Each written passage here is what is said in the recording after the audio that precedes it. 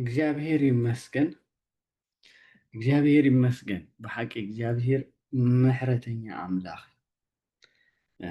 እግዚአብሔር ዓብ ኣምላኽ እዩ ደጊመ እንቋዕ ደሓን መጻኹም እግዚአብሔር ሎሚ እውን ክንመሃር ሎሚ እውን ክምዕደና ክነግረና ከለብመና ፍቓዱ ኮይኑሎ እግዚአብሔር ይመስገን ከም ዝበለ ኣምላኽ ስለ ዘለና ብሂወት ንነብር ኣለና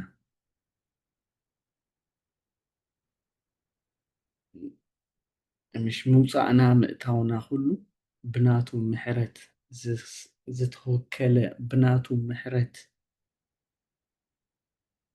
بناتو دقنت إيو كاب نقلصون لعلي محرتو بزح سلازخوني عزتي بزح سلازخوني እግዚአብሔር ይመስገን ከም ትኩል ግዜ ማለት ከም ትሒዝናዮ ዘለና አርእስቲ እግዚአብሔር አምላኽ ዝምህረና ዘሎ እቲ ኪዳን ዝብል አርእስቲ ኢና ንርኢ ዘለና እግዚአብሔር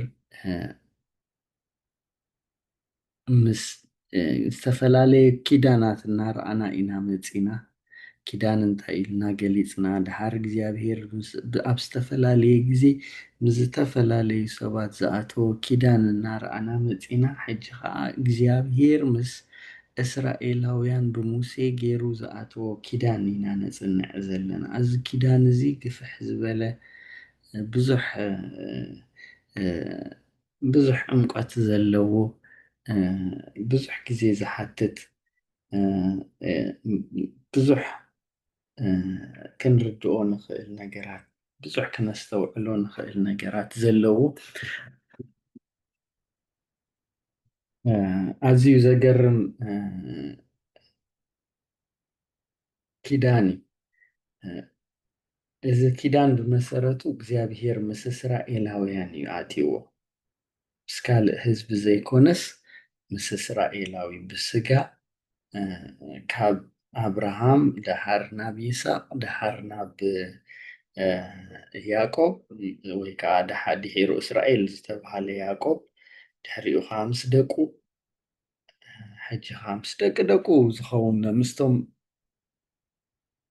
ብስጋ ካብ ደቂ ያዕቆብ ዝኾኑ ወይ ከዓ ካብቶም 12 ነገዳት እስራኤል ዝኾኑ ዝኣተወ ኪዳን እዩ ካልእ ብደገ መፂኡ ናብዚ ኪዳን እዚ ክኣቱ እንተኮይኑ ክገብሮ ዘለዎ እቲ ስጋዊ ምግራዝ ክገብር ከም ዘለዎ የመልክት ማለት እዩ ካብቲ ብዙሕ ክገብሮ ዘለዎ ማለት እዩ ከዓ ገለ ህዝብታት ከዓ ዝተኸልከሉ ከዓ ኣለዉ ግን ሒሶም ዝኣተዉ ከዓ ከም በዓል ሩት ዝበላ ንርኢ ኢና እግዚአብሔር አምላኽ ምሕረት ዝገበረለን ማለት እዩ ኣብቲ ዝሓለፈ ዝረኣናዮ እቲ ገበራ ወይ ከዓ እቲ መሕፀቢ ነቶም ካህናት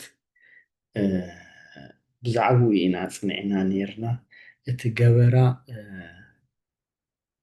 ኢዶምን እግሮምን ቅድሚ ኣገልግሎት ምጅማሮም ኢዶምን እግሮምን ዝሕፀብሉ ዝነበሩ ኩሉ ግዜ ማይ ዘይሰኣኑ ወይ ከዓ ክሰኣኑ ዘይብሉ ኣብቲ ኣፀድ መጀመርያ እቲ ምስ በልካ መሰዊኢ ትረክብ ኢልና እንድሕሪ እቲ መሰዊኢ ከዓ እቲ ገበራ ኣሎ ኢልና ነርና ገበራ እቶም ካህናት ዝሕፀብሉ እዩ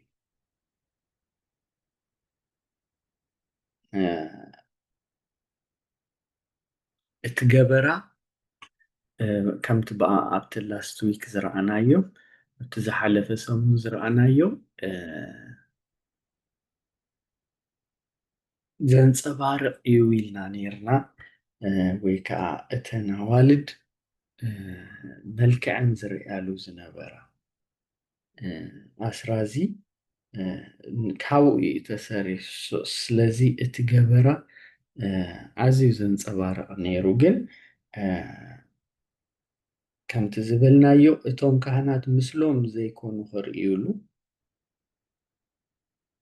እቶም ካህናት ክሕፀብሉ እቲ ውሽጣዊ ነገሮም ከፅርዩሉ ኖት ደጋዊ ነገሮም እቲ ውሽጣዊ ነገሮም ኢድን እግርን ክንብል ከለና ኢድ ተግባር እዩ ዘመልክት እግሪ ከዓ ኢልና እቲ ኣካይዳኻ እቲ ናይ ሂወትካ ከመይ ኢልካ ትነብር ኣለኻ ምውፃእካ ምእታውካ ከመይ እዩ ዝብል ዘሎ እዚ ፅሩይ ግበሮ ንኣምላኽ ከተመፅእ ክተገልግል ከለኻ ኣምላኽ ግብርኻን ሂወትካን ክልቲኡ ዝፀረየ ክኸውን ከም ዘለዎ ወይ ከዓ ነዚ ዘመልክት እዩ ትምሕፃቦም ኢልና ነርና።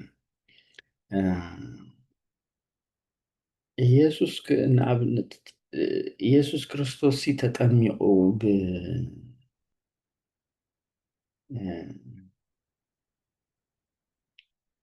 ብዮሃንስ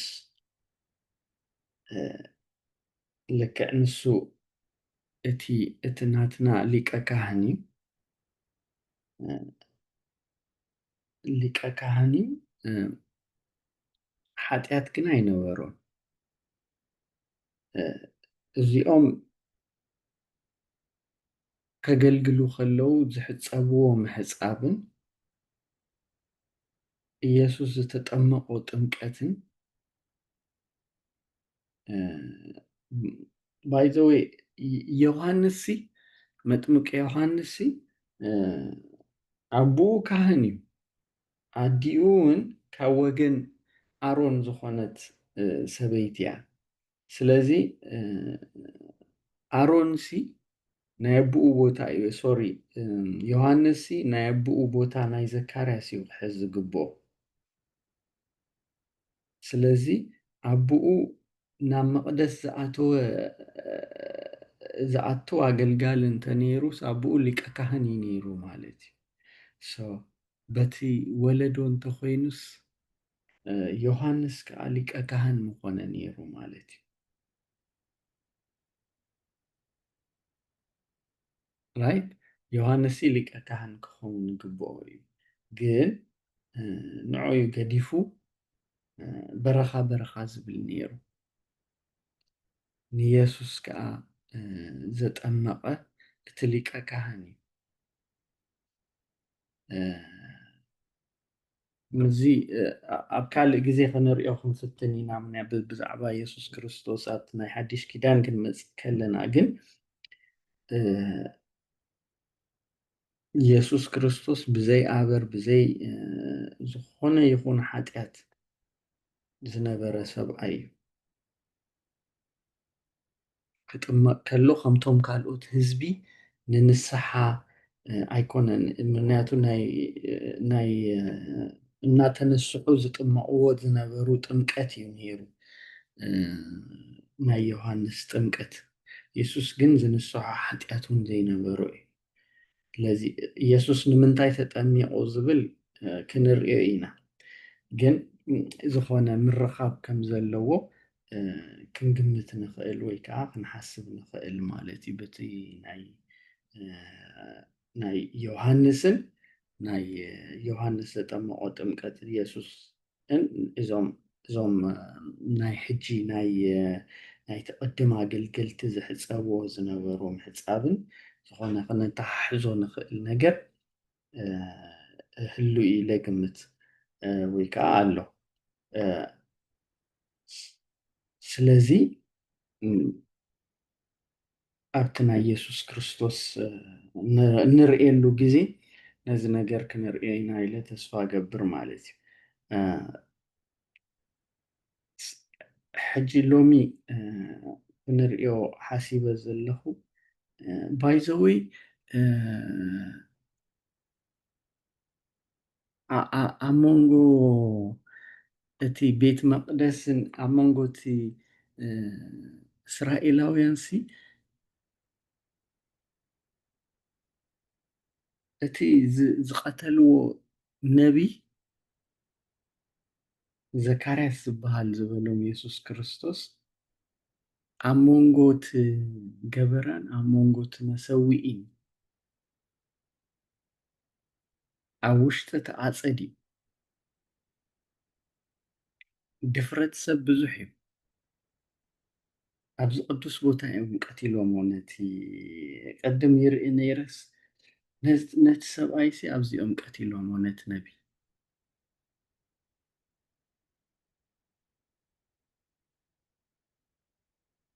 እዚ ኣዝዩ ምሽ ዘገርም ድፍረት እቲ ንኣምላኽ ምንፃግን ናይ ሰብ ስጋዕ ክንደይ ክኸይድ ከም ዝኽእል ክፋእ ሰብሲ ወይ ድፍረት ሰብሲ ክሳዕ ክንደይ ክኸይድ ከም ዝኽእል ክንርድኦ ንኽእል ማለት እዩ።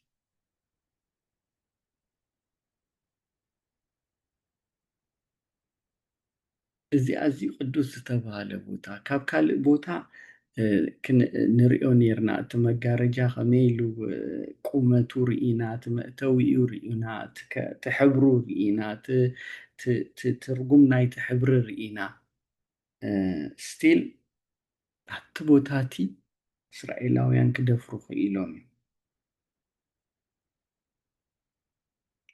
እግዚኣብሄር እዩ እናመሓረ ዘንብረና እምበር ሰብ ኩሉ ግዜ ደፋር እዩ።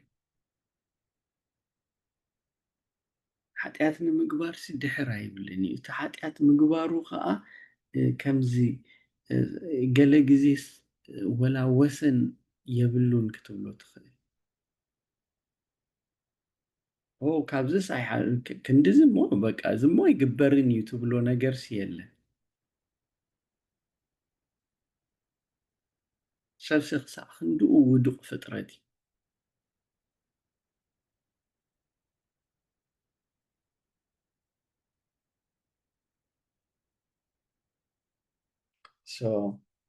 እግዚኣብሄር ይመስገን ብምሕረቱ ከምቲ ክንፅልዮ ዝፀናሕና ብምሕረቱ ዘንብረና ኣምላኽ ብምሕረቱ ዘንብረና ኣምላኽ ስለ ዝኾነ እዩ እምበር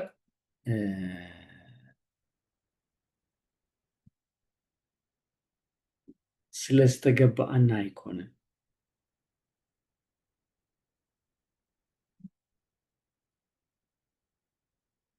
ወይ ከዓ ንሕና ገለ ስለ ዝኾንና ኣይኮነን።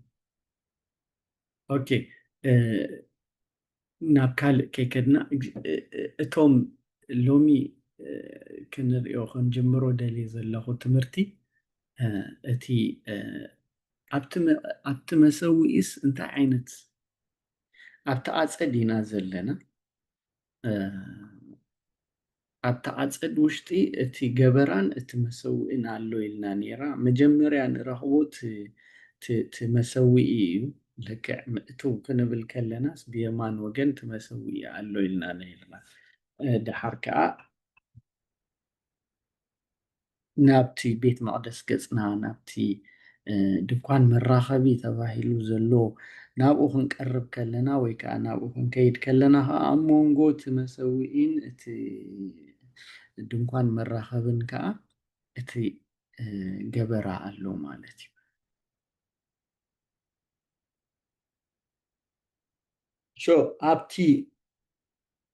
ኣብቲ መሰዊኢ ዝቐርቡ መስዋዕትታት ኣለዉ። መስዋዕቲ ምሕራር፣ መስዋዕቲ ሓጢኣት፣ መስዋዕቲ በደል፣ መስዋዕቲ ብልዒ፣ መስዋዕቲ ምስጋና ከዓ መስዋዕቲ ምሕራር፣ መስዋዕቲ ሓጢኣት፣ መስዋዕቲ በደል፣ መስዋዕቲ ምስጋና፣ መስዋዕቲ ብልዒ ዝበሃሉ መስዋዕትታት ኣለዉ። እቲ መስዋዕቲ ምሕራር እንታይ እዩ?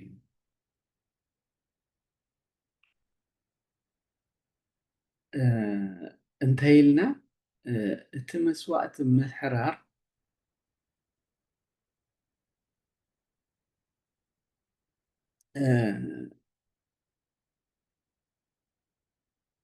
ወይ ጤል ክኸውን ይኽእል ወይ በጊዕ ክኸውን ይኽእል ወይ ከዓ ባሬቶ ኦር ጫቆይት ናይ ርግቢ ክኸውን ይኽእል እዩ እንታይ እዩ ልክዕ ከምቲ ሓቲ ደረጅኦም ዘቕርብዎ እዩ እቲ መስዋእቲ ምሕራር ዝበሃል ዘሎ ትርጉሙ እንተሪኢናዮ ዝዓርግ ማለት እዩ በቲ ናቶም ቋንቋ ምዕራግ ወይ ከዓ ንላዕሊ ምድያብ ምክንያቱ እቲ እንስሳ ብምሉኡ ኣብቲ ክስታይ ስለ ዝቃፀል እዩ ኣብቲ መስዋእቲ ምሕራር ኣብቲ መሰውኢ ኣብቲ ናይ መሰውኢ ቦታ ብምሉእ እዮም ዘቃፅልዎ ስለዚ መስዋእቲ እቲ ምሕራር ከምዚ ዝዓርግ ናብ እግዚኣብሄር እቲ ጨናስ ናብ እግዚኣብሄር ዝቐርብ ዝኸይድ ከም ማለት እዩ ንሰማይ ዝዓርግ ወይ ከዓ ዝድይብ ምዕራግ ኣይቲንክ ምድያብ ማለት ይመስለኒ ምድያብ ዝድይብ ማለት እዩ እቲ ብምሉእ እንስሳ እዩ ኣብኡ ዝቃፀል ብጀካ ቆርበቱ እቲ ቆርበት ነቲ ካህን እዩ ዝወሃብ ነቲ ወይ ከዓ ነቲ መስዋእቲ ዘቕርብ ዘሎ ኣገልጋሊ ንዑ እዩ ዝወሃብ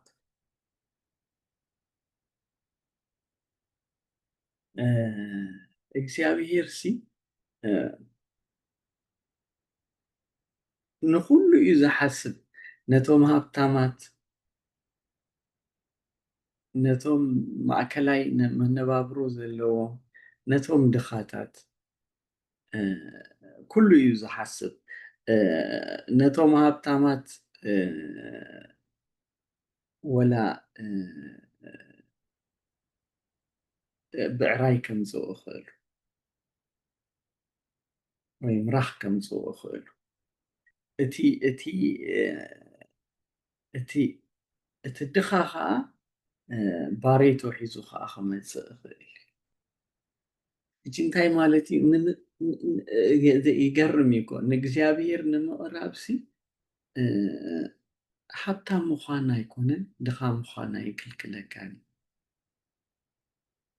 ንኩሉስ መገዲ ዳልዩሉ እግዚኣብሄር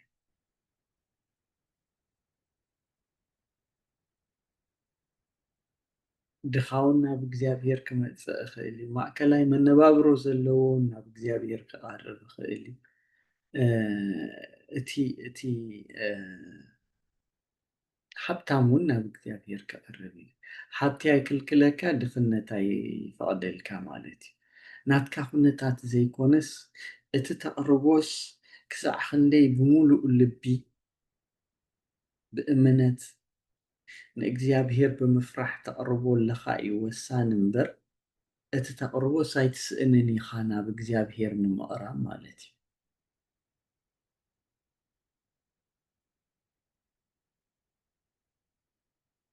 ንስኻ ድለይ እምበር እግዚኣብሄር ሲ መገዲ ኣለዎ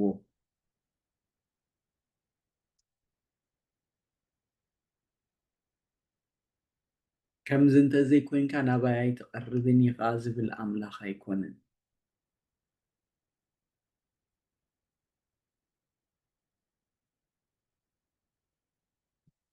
ኩሉ ነገር እዩ ከዓ ኣብቲ መስዋእቲ ኩሉ እዩ ዝቃፀል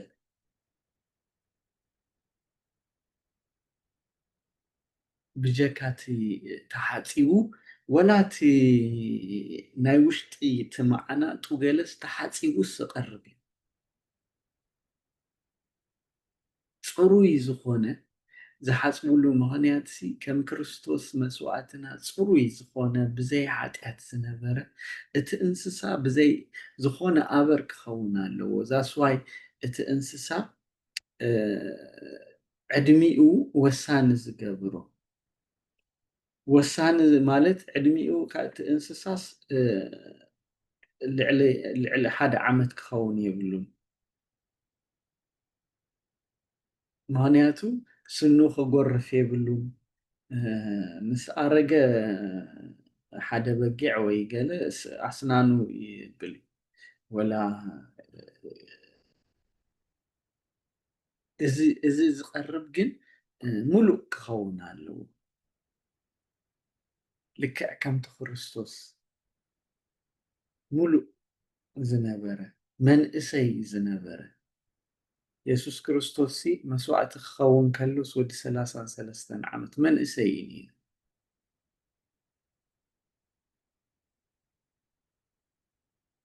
እቲ ዝቐርብ መስዋዕቲ ከዓ ምንም ጎደሎ ዘይብሉ ክኸውን ኣለዎ ከምቲ ኩሉ ግዜ ንብሎ ወይ ከዓ ኩሉ ግዜ ዝበልናዮ ወይ ከዓ ዝተምሃርናዮ ኩሉ ግዜ ዝተምሃርናዮ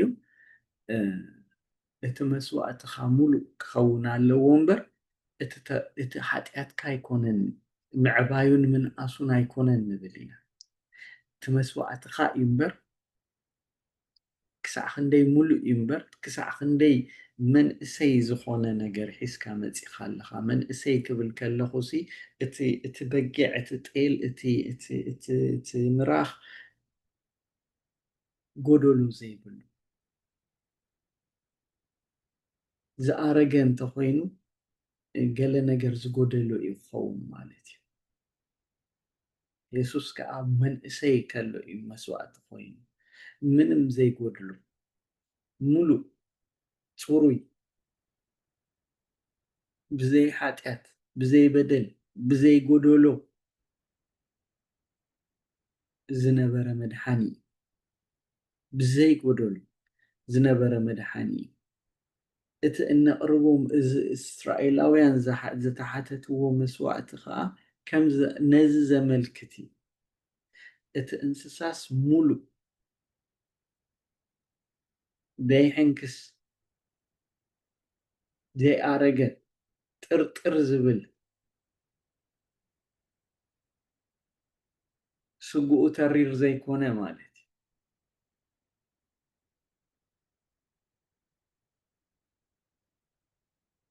ከምዚ ዝበለ እንስሳ እዮም ናብ እግዚኣብሔር ሒዞም ዝመፁ it doesn't matter how rich you are it doesn't matter how poor you are ማለት እዩ ሃብታም ኩን ድኻ ኩን doesn't matter ንዓኻ ዝበቅዕ መስዋዕቲ ኣሎ ክተቕርቦ ትኽእል ነገር ኣሎ ማለት እዩ ስለዚ ከምዚ ዝበለ እግዚኣብሔር ነቶም እስራኤላውያን ዕድል ፈጢሩሎም ማለት እዩ እዚ መስዋዕቲ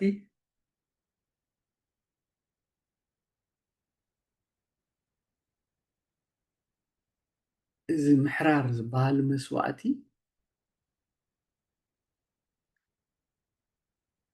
ናብ እግዚኣብሔር ክመፁ ከለዉ ብዘይ ብኡ ክመፁ ይክእሉን እዮም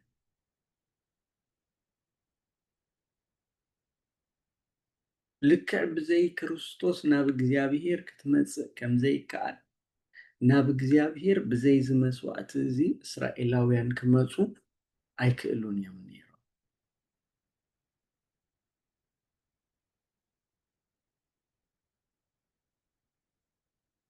ናብ እግዚኣብሔር ክቐርቡ ኣይክእሉን እዮም ነይሮም ብዘይ መስዋዕቲ ሒዞም ክመፁ ብዘይ መስዋዕቲ ክቐርብ ዝኽእል ሰብሲ ኣይነበረን ብሓፂር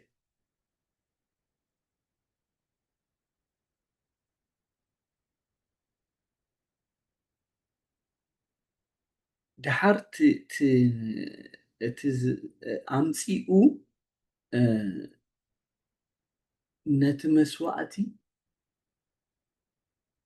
ኢዱ እዩ ዘንብረሉ ኢዱ ምንባር ማለት እንታይ ማለት እዩ ኢዱ ምንባር ማለት እቲ በደል ዘይብሉ እቲ ኣበሳ ዘይብሉ እንስሳ ጎደሎ ዘይብሉ እንስሳ ምሽ ነሕልፈሉ የሕልፈሉ ኣለኹ ማለት እዩ ነቲ ናተይ በደል ነቲ ናተይ ሓጢኣት ናተይ ምትሕልላፋት ኩሉ ሲ ናብኡ የሕልፈሉ ኣለኹ ኣክንዳይ ማለት እዩ ኣክንዳይ ይኹን ማለት እዩ በጃ ይኹነኒ ማለት እዩ እዚ ኣኒማል እዚ እንስሳሲ ንዓይ ይወክል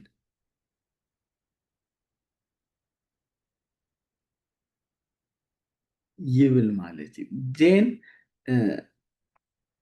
እቲ ዘምፅኦ እዩ ከዓ ዝስውኦ።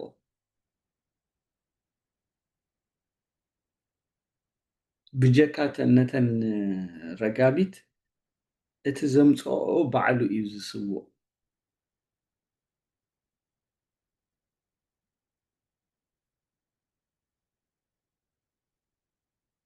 ምክንያቱ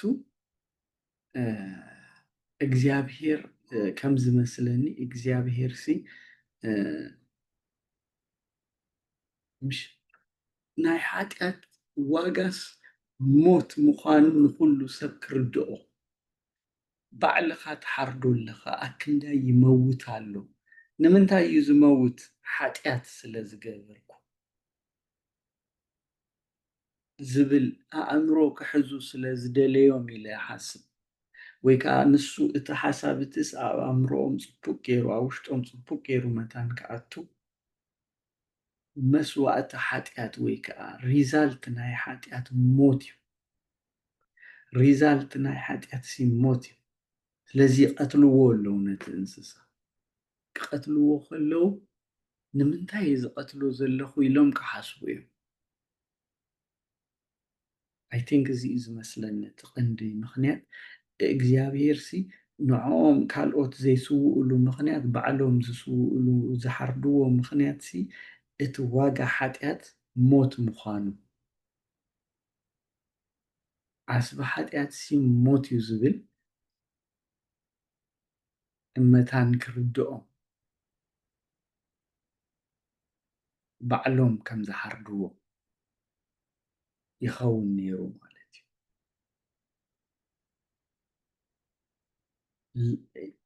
ከምዚ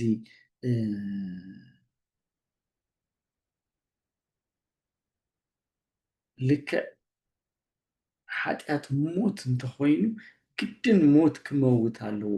መን እዩ ክመውት ነይርዎ? በቲ ግቡእ እንተዝኸውን እቲ ሓጢኣት ዝገበረ እዩ። ግን ካልእ በጅኡ ዝሓልፍ ተረኺቡ በጃይ ይሓልፈለይ ኣሎ እዚ በጊዕ በጃይ ይሓልፈለይ ኣሎ እዚ ጤል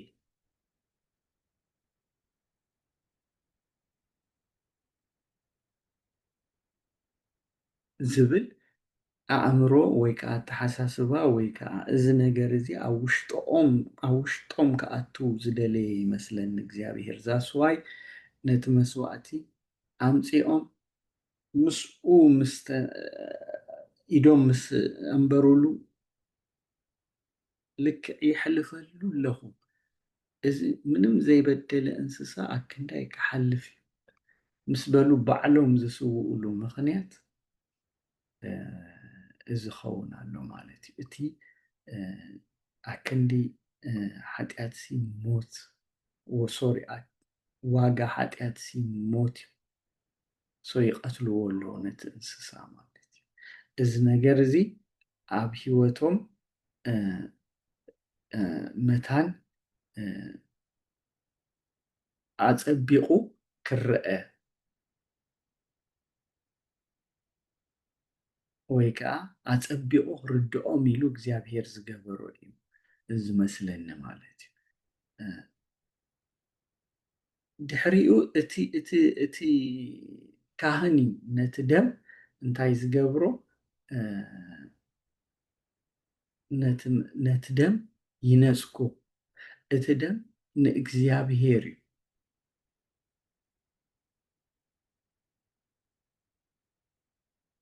ንእግዚኣብሄር እዩ ንካልእ ኣይኮነን ንሰይጣን ኣይኮነን ነቲ ሰብ ኣይኮነን ንእግዚኣብሄር እዩ ዝንፀግ።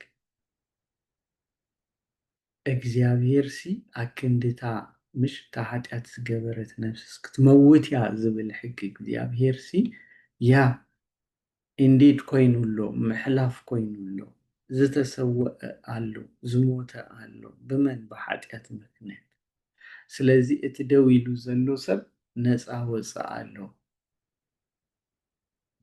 ተማሊኡ ኣሎ እቲ እግዚኣብሄር ዝሓገጎ ሕጊ እቲ ሂወት ዘኽፍል ናይ ሓጢኣት ሕጊ ንሱ ተፈፂሙሎ ነዚ ንምርኣይ ነቲ ደም እቲ ካህን ይነፅጎ።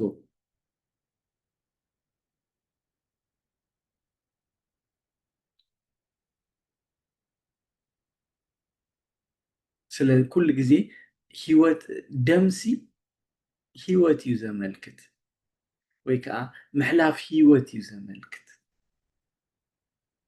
ኣብ መፅሓፍ ቅዱስና ደም ፈሲሱ እንተይልና ሂወት ሓሊፉ ከም ማለት እዩ። ዛስ ዋይ ደም ኣይትብልዑ ኢልዎም ንእስራኤላውያን። እቲ ደም ኣይትብልዑ ዝብሎም ዝነበረ እቲ ደምሲ እቲ ሂወትሲ ኣብቲ ደም ኣሎ ስለ ዝብል እዩ። ስለዚ እቲ ነፅጎ ደም ንማንም ኣይኮነን ንእግዚኣብሄር እዩ እቲ ዝንፀግ ደም ማለት እዩ። ብከምዚ እስራኤላውያን ነቲ ዘምፅዎ መስዋእቲ ምሕራር ኣብ ቅድሚ እግዚኣብሄር የቕርብዎ። እታ ዘይትቐርብ ከምቲ ዝበልናያ እታ ኩላ ነገር ተሓፂባ ትቐርብ እያ፣ ተርፍ የላን። ኩሉ እዩ ዝሓርር ኣብቲ መስዋእቲ። ዘይትቐርብ ነቲ ካህን ትወሃቦ እታ ቆርበት ጥራይ እያ ነቲ ካህን ትወሃቦ ማለት እዩ። ኩሉ ግዜ እግዚኣብሄር ነቶም ካህናት መነባብሮ እውን ይሓስበሎም ስለ ዝኾነ ካልእ ትርጉም እውን ኣለዎ፣ ግን መነባብሮ እውን ይሓስበሎም ስለ ዝኾነ ካብቲ ቆርበት ንዕኦም ዘድሊ ነገራት ክገብርሉ ኣይ ቲንክ ይፍቀደሎም ነይሩ። ነቲ ቆርበት እቲ ካህን እዩ ዝወስዶ ከም ድሌቱ ገብሮ ማለት እዩ። እንተ ክሸጦ ድዩ እንተ ክልውጦ ድዩ እቲ ካህን ናቱ ንብረት ይኸውን ኣሎ ማለት እዩ።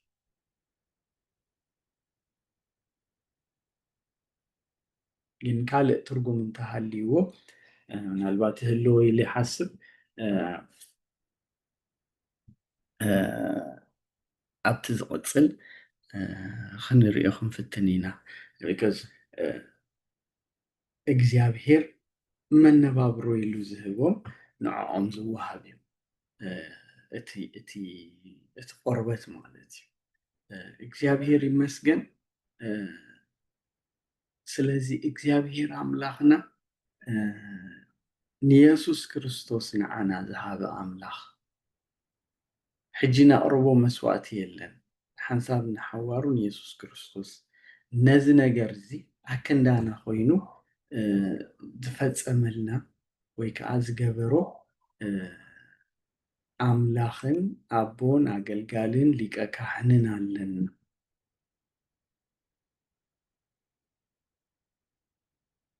ስለዚ እቲ መስዋእቲ ምሕራር ብዓቢኡ ንመን ዘመልክት እዩ?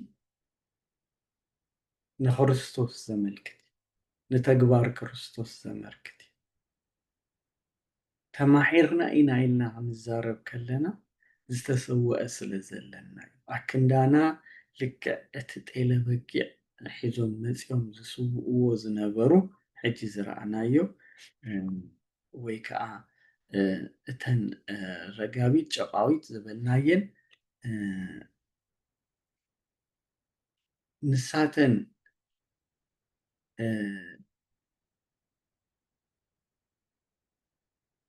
ሙሉእ ብሙሉእ ካብ ሓጢኣት ከፅርያ ኣይክእልን ነይሩ እቲ መስዋእቲ። ኢየሱስ ክርስቶስ ግን ሓንሳብ ዝገበሮ መስዋእቲ ምድሓን ኣምፂኡ ናይ ዘለኣለም ምድሓን ኣምፂኡ እቶም ዝስውኡ ዝነበሩ ኩሉ ግዜ ናብ እግዚኣብሄር ክቐርቡ ከለዉ ሒዞም ክመፁ ኣለዉ። ንሕና ግና ሓንሳብ ንሓዋሩን ዝደፈሰሰ ደም ኢየሱስ ክርስቶስ ንኩሉ ግዜ ከፅርየናን ምስ ኣምላኽ ዕርቂ ክኾነልናን ናብ ኣምላኽ ምእታው መገዲ ኮይኑልና ሓንሳብ ዝፈሰሰ ማለት እዩ። እቲ ፍልሊ ኣብ መንጎ እቲ እንስሳን ክርስቶስን ዘሎሲ ናይ ሰማይን ናይ ምድርን እዩ። እቲ እንስሳ ሙሉእ ብሙሉእ ንናይ እግዚኣብሄር ናይ ሓጢኣት ናይ በደል ምሽ ንእግዚኣብሄር ሲ ኣየዕግቦን እዩ ነይሩ። ከዕግቦ ዝኸኣለ መስዋእቲ ወዱ ጥራይ።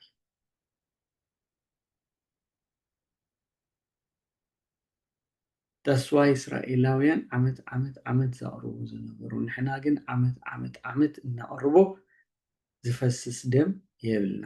ሓንሳብ ኢየሱስ ዘፍሰሶ ደም ንኩሉ ግዜ ኣፅርዩና ምስ ኣምላኽ ከም ንቐርብ ገይሩና። እግዚኣብሄር ይመስገን። እዚ እዩ እቲ ምምስሳል ኢለ ዝሓስቦ። ክንቅፅል ኢና ካልእ ነጥብታት እውን ዝሓስብ ክኾን ኣለዋ ክንርኢ ኢና። ግን ነዚ ይመስል ማለት እዩ። እግዚኣብሄር ይመስገን ኢየሱስ ክርስቶስ ዝገበረልና መስዋእቲ ካብ መስዋእቲ እቶም ጤለ በጊዕ ርግቢት ሒዞም ዝመፁ ዝነበሩስ ኣፀቢቑ ዝበልፅ መስዋእቲ ዘቕረበ ኣምላኽን ሊቀ ካህንን ሓውን ኣቦን ኣለና። እግዚኣብሄር ይመስገን። ብከምዚ ከዓ ምስ እግዚኣብሄር ኣምላኽና ናይ ዘለኣለም ምሕረት ከም ንረክብ ገይሩና ናይ ዘለኣለም ምሕረት ከም ንረክብ ገይሩና። እግዚኣብሄር ይመስገን። ኣምላኽ ይባረኽ። ከምዚ ዝበለ ኣምላኽን ኣቦን ኣለና ማለት እዩ። እግዚኣብሄር ይመስገን። ናይ ሎሚ ትምህርትና ኣብዚ ወዲእና ኣለና። ኣብቲ እናቐፀልና ከዓ ክንርኢ ኢና ነቶም መስዋእትታት ክንሪኦም ኢና። ብዛዕባ ዝነጥቡ እውን ገለ ነገራትታት ተዛረብና እናረኣና ከዓ ክንቅፅል ኢና ማለት እዩ። እግዚኣብሄር ይመስገን። እግዚኣብሄር ነመስግኖ ነዚ ግዜ ዝሃበና። ኣብቲ ዝቕፅል ሰሙን ከዓ ካብዚ እናቐፀልና ከዓ ክንርኢ ኢና ማለት እዩ። ነቲ እናዕመቕናዮ ክንከይድ ኢና። እግዚኣብሄር ይመስገን። ትምህርትና ኣብዚ ወዲእና ኣለና። ሰላም ኣምላኽ ምስ ኩላትና ይኹን። ሰሙንኩም ዝተባረኸ ይኹን። እግዚአብሔር ይመስገን።